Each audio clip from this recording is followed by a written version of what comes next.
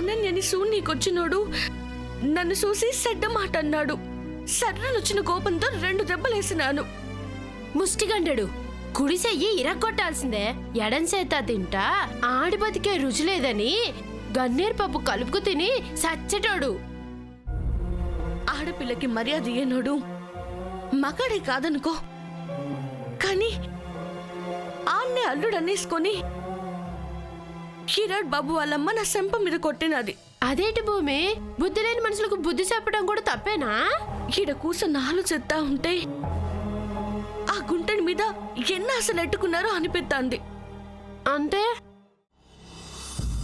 ఆడు తప్పుడు పనైతే చెయ్యలేదు, తప్పుడు మాటే అన్నాడని కూసంత పెద్ద మనసు చేసుకునుంటే పెద్ద మనుషులెవరిని బాధెట్టకుండా తిరిగొచ్చేదాన్నేమో కొండమ్మ.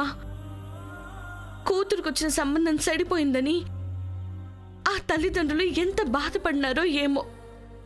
కిరాట్ బాబు సెల్లెలు అనన్య భవిష్యత్ ఏమైనా పాడు చేసినానేమోనని దిగులుగా ఉన్నది. నువ్వు కావాలని చేయలేదు కదా. ఆడేదో కావాలని అడిగితే కడిగి పారేసినావు. పాపిటన్ను కొట్టి పాప మంచాలు పడతావే భూమే. ఏమో నీ కొండమ్మా, పేరు పరపతి గలోళ్ళు అలా దారిన కూడా అడిగెట్టే స్థాయి లేనోళ్ళం. అట్లాంటిది అలా గడపలో అడుగెట్టి సొక్క హట్టుకొని కొట్టానంటే వాళ్ళందరి మనసులు ఎంత సుముక్కుమని ఉంటాయో.